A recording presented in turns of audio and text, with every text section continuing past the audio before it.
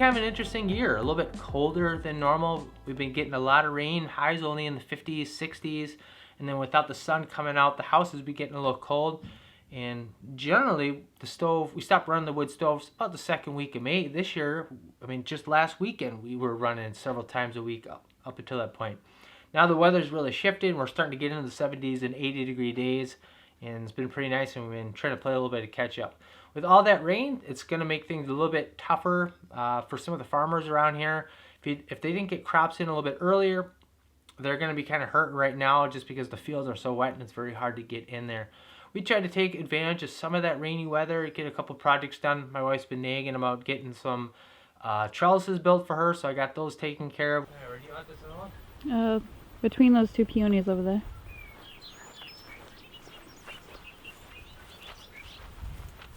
Right back here? Yep.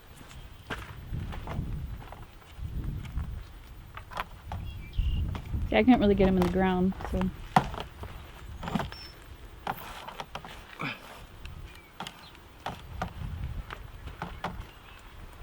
You want to try pushing these in a little bit? You think you're okay? Yeah, I think it looks good. Thank you.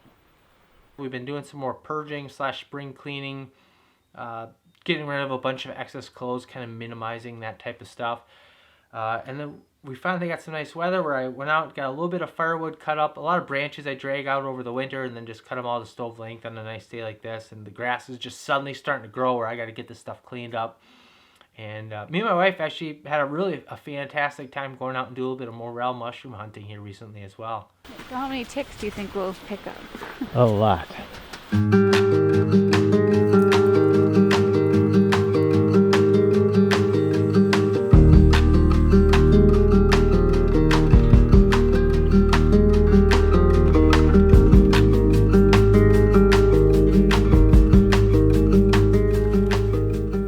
There we go.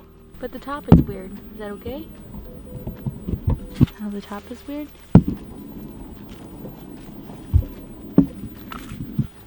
It's our first one ever. Nice.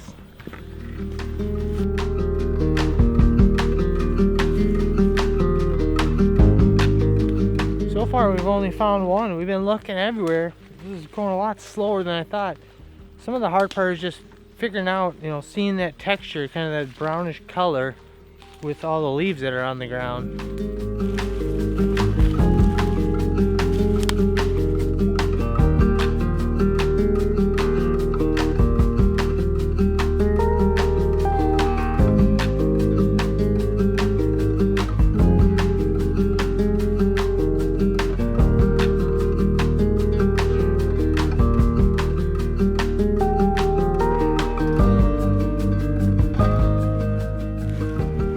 This was our very first time ever getting morel mushrooms. Really excited to give these things a try. I think one of the biggest things for our success this year that we changed up is actually the time when we go out and search for these.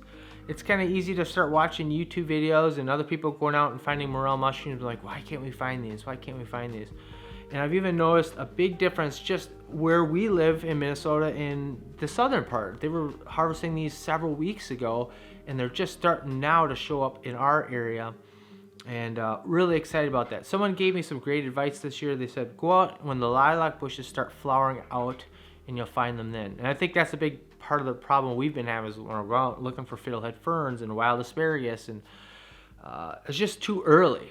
And paying a little bit attention once those bushes started flowering out really has made a big difference, or I think contributes to our success this year. So I've seen a couple different methods of cleaning. I've seen where some people put these things in some salt water baths, soak them for long periods of time, sometimes even change out the water. And I've seen other people where they just run them under a little tap water, pat them dry, slice them up, and throw them into a pan. I would like to try to alter the flavor as little as possible, so I'm going to avoid soaking them in any sort of salt water, which could potentially change the flavor. And I would also like to use the water that I rinse these things off with to dump that out by some potential trees that these might end up later creating some more morel mushrooms down the road. So dumping that by some hardwood type trees. Of course, elm is one of the most common ones that you hear talk about. I've heard ash, I've heard poplar, which we have a lot of out here. Apple is another one, so we could go dump it by any of those three, and with the hopes of it potentially morel mushrooms showing up there at some point down the road. The other thing too, I've seen a couple different methods on how to cook these. The most two common methods I see is either an olive oil, which olive oil tends to have a lower burning point than something like a vegetable oil or something like that, and butter. But then I've seen articles where people talk about you don't add the butter until towards the end because you got to really cook these things pretty good and hot, and you'll end up burning the butter, which seems so weird because olive oil has such a low burning point. So we'd like to try to cook them both methods here and just see which method we personally prefer better. I'm pretty delicate. Are they really? It's like you touch them And chunks they of fall off. Yeah, well, we'll get these sliced up and we'll make sure that they're hollow inside. And then get them in the pan. Yeah. I'd be guessing they're hollow, all that water coming out of there.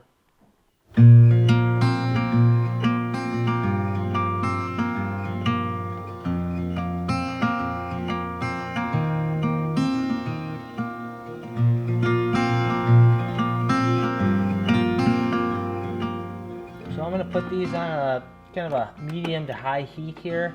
We'll put olive oil in one of these and we'll put butter in the other one.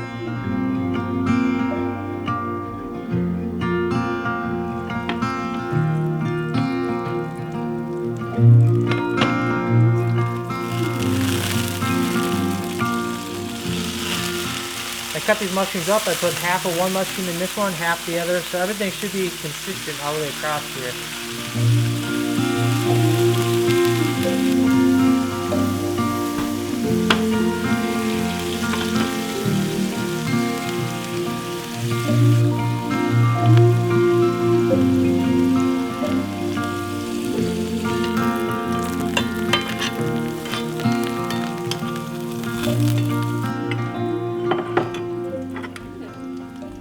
Yeah, it smells good.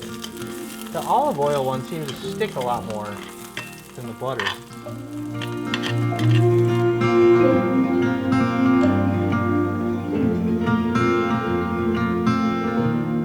We're going to use just a little bit of Himalayan salt here. Ooh, that's a lot.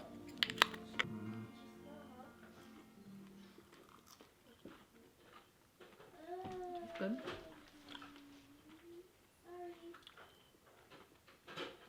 And this is the butter, you think? It's crispy.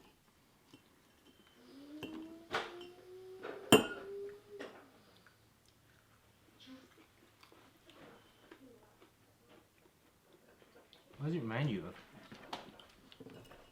Oh, it's really good. I like this one better. This is butter. Mm-hmm. I like the butter better. I feel like I overcooked them a little bit.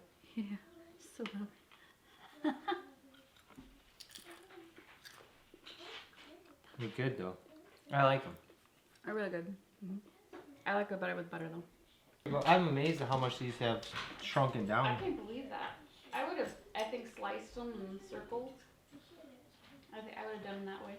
And then lower heat and butter and salt. A little bit of salt. Yeah, just add just a little Himalayan salt. The butter one had a little bit more of a bacony taste to me. Yeah, it was really good. I would totally eat them again. Yeah, we need to go find more.